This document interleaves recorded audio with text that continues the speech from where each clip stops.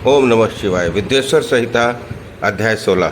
पृथ्वी आदि से निर्मित देव प्रतिमाओं के पूजन की विधि, उनके लिए नैवेद्य का विचार, पूजन के विभिन्न उपचारों का फल, विशेष मास वार तिथि एवं नक्षत्रों के योग में पूजन का विशेष फल तथा लिंग के वैज्ञानिक स्वरूप का विवेचन।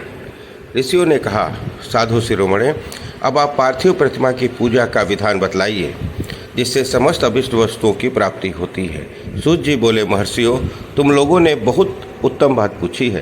पार्थिव प्रतिमा का पूजन सदा संपूर्ण मनोरथों को देने वाला है तथा दुख का तत्काल निवारण करने वाला है। मैं उसका वर्णन करता हूँ, तुम लोग उसको ध्यान देकर सुनो। पृथ्वी आदि की बनी हुई देव प्रतिमाओं की पूजा इस भूतल पर अभीष्ट दायक मानी गई है। निश्चय ही इसमें पुरुषों का और स्त्रियों का भी अधिकार है। नदी, पोखरे अथवा कुएं में प्रवेश करके मिट्टी के भीतर से मिट्टी ले आए, फिर गंध चूर्ण के द्वारा उसका संशोधन करें और शुद्ध मंडप में रखकर उसे महीन पीसे और साने। इसके बाद हाथ से प्रतिमा बनाएं और दूध से उसका सुंदर संस्कार करें। उस प्रतिमा में अंग प्रत्यंग अच्छी तरह प्रकट हुए हों तथा वह सब प्रकार के अस्त्र शस्त्रों से संपन्न बनाई गई हो। तदंतर उसे पद्मासन पर स्थापित करके आदरपूर्वक उसका पूजन करें। गणेश, सूर्य, विष्णु, दुर्गा और शिव की प्रतिमा का, शिव का एवं शिवलिंग का द्विज को सदा पूजन करना चाहिए। षोडशोपचार पूजन जनित फल की सिद्धि के लिए 16 उपचारों का पूजन करना चाहिए। पुष्प से प्रोक्षण और मंत्र पाठ पूर्वक अभिषेक करें। अगहनी के चावल से नैवेद्य तैयार करें। सारा नैवेद्य एक कुड़व लगभग पाव भर होना चाहिए। घर में पार्थिव पूजन के लिए एक कुड़व और बाहर किसी मनुष्य द्वारा स्थापित लिंग के पूजन के लिए एक सेर भर नैवेद्य तैयार करना आवश्यक है। ऐसा जानना चाहिए, देवताओं द्वारा स्थापित शिवलिंग के लिए 3 सेर नैवेद्य अर्पित करना उचित है और स्वयं प्रकट हुए स्वयं भूलिंग के लिए 5 सेर। ऐसा करने पर पूर्ण फल की प्राप्ति समझनी चाहिए। इस प्रकार सहस्त्र बार पूजा करने से द्विज सत्यलोक को प्राप्त कर लेता है। 12 उंगल चौड़ा, इससे दूना और 1 उंगल अधिक अर्थात 25 उंगल लंबा और 15 उंगल चौड़ा जो लोहे या लकड़ी का बना हुआ पात्र होता है उसे विद्वान पुरुष शिव कहते हैं। उसका 8वां भाग प्रस्थ कहलाता है जो 4 गुणों के बराबर माना गया है। मनुष्य द्वारा स्थापित शिवलिंग के लिए 10 प्रस्थ, ऋषियों द्वारा स्थापित शिवलिंग के लिए 100 प्रस्थ और स्वयंभू शिवलिंग के लिए 1 सहस्त्र प्रस्थ नैवेद्य निवेदन किया जाए तथा जल, तेल आदि एवं गंध द्रव्यों की भी यथा योग्य मात्रा रखी जाए तो यह उन शिवलिंगों की महापूजा बताई जाती है। देवता का अभिषेक करने से आत्मशुद्धि होती है, गंध से पुण्य की प्राप्ति होती है, नैवेद्य लगाने से आयु बढ़ता है और तृप्ति होती है, धूप निवेदन करने से धन की प्राप्ति होती है, दीप दिखाने से ज्ञान का उदय होता है और तांबूल समर्पण करने से भोग की उपलब्धि होती है। इसलिए स्नान आदि 6 उपचारों को यत्नपूर्वक अर्पित करें। नमस्कार और जप, ये दोनों संपूर्ण अभीष्ट फलों को देने वाले हैं। इसलिए भोग और मोक्ष की इच्छा रखने वाले लोगों को पूजा के अंत में सदा ही जप और नमस्कार करना चाहिए। मनुष्य को चाहिए कि वो सदा पहले मन से पूजा करके फिर उन उपचारों से करें। देवताओं की पूजा से उन देवताओं के लोकों की प्राप्ति होती है तथा उनके अवान्तर लोक में भी यथेष्ट भोग की वस्तुएं उपलब्ध होती हैं। जब मैं देव पूजा से प्राप्त होने वाले विशेष फलों का वर्णन करता हूँ द्विजों, तुम लोग श्रद्धापूर्वक सुनो। विघ्नराज गणेश की पूजा से भूलोक में उत्तम अभीष्ट वस्तु की प्राप्ति होती है। शुक्रवार को श्रावण और भाद्रपद मासों में शुक्ल पक्ष की चतुर्थी को और पौष मास के शतभिषा नक्षत्र आने पर विधि पूर्वक गणेश जी की पूजन करनी चाहिए। 100 या सहस्त्र दिनों में 100 या सहस्त्र बार पूजा करें। देवता और अग्नि में श्रद्धा रखते हुए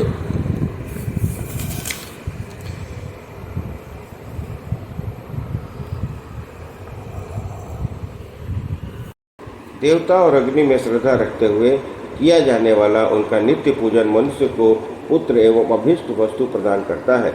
यह समस्त पापों का शमन तथा भिन्न भिन्न दुष्कर्मों का विनाश करने वाला है। विभिन्न वारों में की हुई शिव आदि की पूजा को आत्मशुद्धि प्रदान करने वाली समझना चाहिए। वार या दिन, तिथि, नक्षत्र योगों का आधार है, समस्त कामनाओं को देने वाला है। इसमें वृद्धि क्षय नहीं होता, इसलिए इसे पूर्ण ब्रह्म स्वरूप मानना चाहिए। सूर्योदय काल से लेकर सूर्योदय काल आने तक एक वार की स्थिति मानी गई है, जो ब्राह्मण आदि सभी वर्णों के कर्मों का आधार है। विहित तिथि के पूर्व भाग में की हुई देव पूजा मनुष्य को पूर्ण फल प्रदान करने वाली होती है। यदि मध्याह्न के बाद तिथि का आरंभ होता है तो रात्रियुक्त तिथि का पूर्व भाग पितरों के श्राद्धादि कर्म के लिए उत्तम बताया जाता है। ऐसी तिथि का प्रभाग ही दिन से युक्त होता है, अतः वही देव कर्म के लिए प्रशस्त माना गया है। यदि मध्याह्न काल तक तिथि रहे तो उद्यावापनी तिथि को ही देव कार्य में ग्रहण करना चाहिए।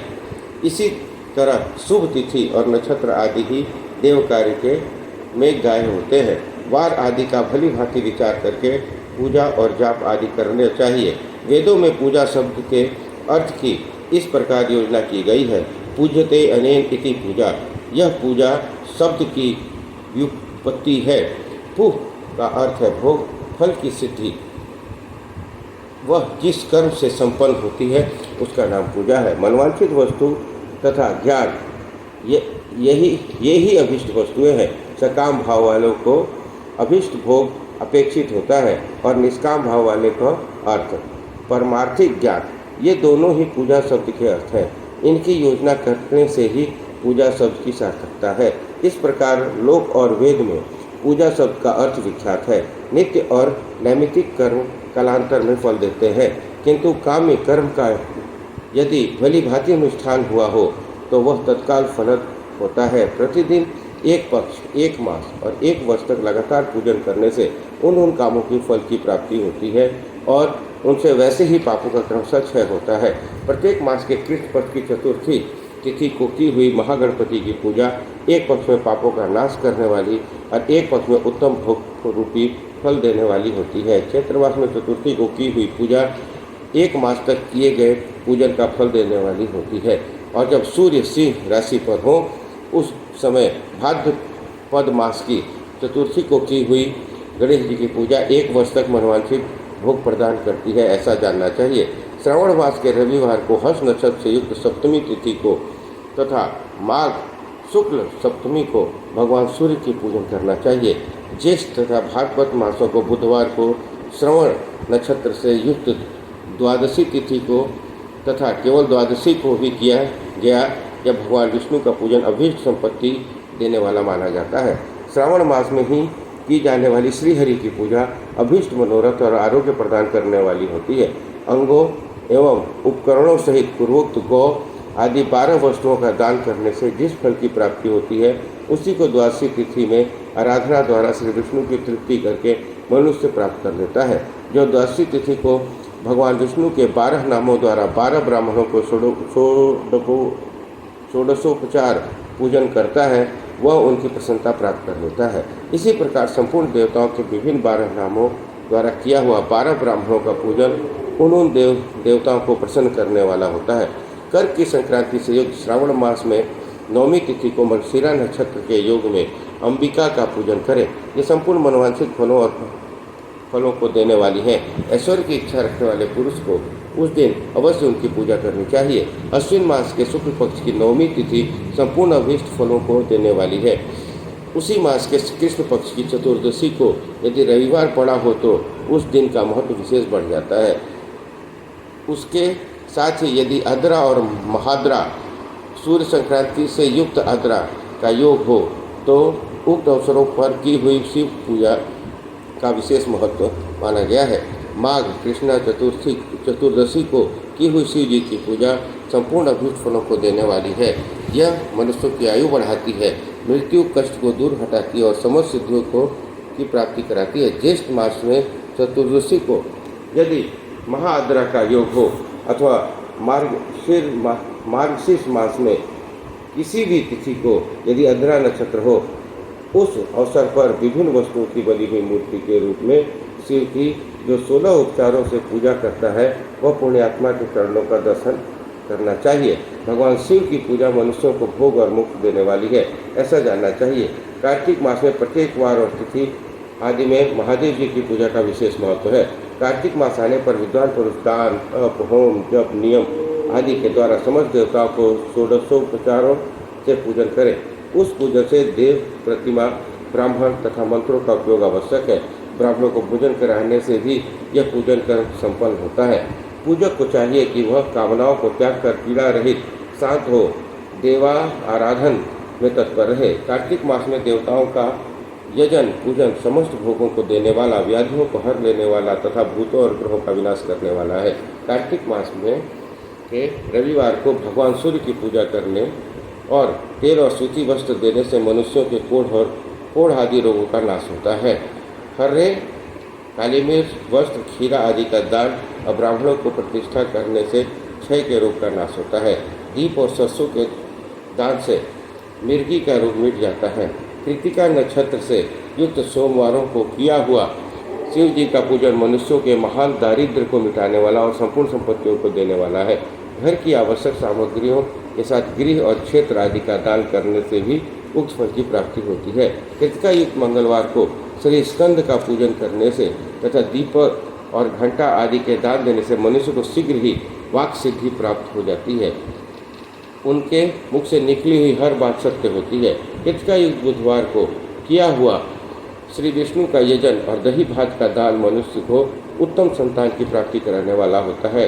कार्तिका युक्त गुरुवार को धन से ब्रह्मा जी का पूजन तथा मधु, सोना और घी का दान करने से मनुष्यों को भोग वैभव की वृद्धि होती है। कृतिका युक्त शुक्रवार को गजानन गणेश जी की पूजा करने से तथा गंध, पुष्प और अन्न का दान देने से मानव को भोग पदार्थों की वृद्धि होती है।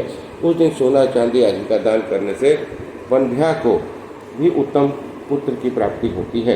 कृतिका युक्त शनिवार को दिक्पालों की वंदना, दिग्गजों, नागों, सेतुपालों का पूजन, त्रिनेत्रधारी रुद्र, पापहारी विष्णु और ज्ञानदाता ब्रह्मा का आराधना और धन्वंतरी एवं दोनों अश्विनी कुमार का पूजन करने से रोग, दुर्मृत्यु एवं अकाल मृत्यु का निवारण होता है तथा तात्कालिक व्याधियों से शांति हो जाती है।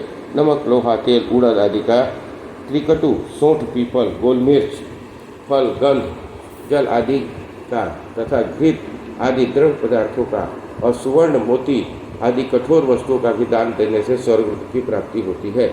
इनमें से नमक आदि का मान कम से कम 1 सेर होना चाहिए और स्वर्ण आदि का मान कम से कम 1 पल। धन की संक्रांति से युक्त पौषा मास में कुशह काल में शिव आदि समस्त देवताओं का पूजन क्रमशः समस्त सिद्धियों को प्राप्ति कराने वाला होता है। इस पूजन में अगहनी के चावल से तैयार किए हुए हविष का नैवेद्य उत्तम बताया जाता है। पौष मास में नाना प्रकार के अन्न का नैवेद्य विशेष महत्व रखता है। मार्गशीर्ष में केवल अन्न का दान करने वाले मनुष्यों को ही संपूर्ण अभीष्ट फलों की प्राप्ति होती है। मार्गशीर्ष मास में अन्न का दान करने वाले मनुष्य के सारे पाप नष्ट हो जाते हैं। वह अभीष्ट सिद्धि, आरोग्य, धर्म, वेद का साम्यक ज्ञान, उत्तम अनुष्ठान का फल, इहलोक और परलोक में महान भोग, अंत में सनातन योग, मोक्ष तथा वेदांत ज्ञान की सिद्धि प्राप्त कर लेता है। जो भोग की इच्छा रखने वाला है वह मनुष्य मार्गशीर्ष मास आने पर कम से कम 3 दिन भी उसह काल में अवश्य देवताओं को पूजन करे और पौष मास को पूजन से खाली न जाने दे। उसह काल से लेकर संगव काल तक पौष मास में पूजन की विशेष महत्व बताया गया है।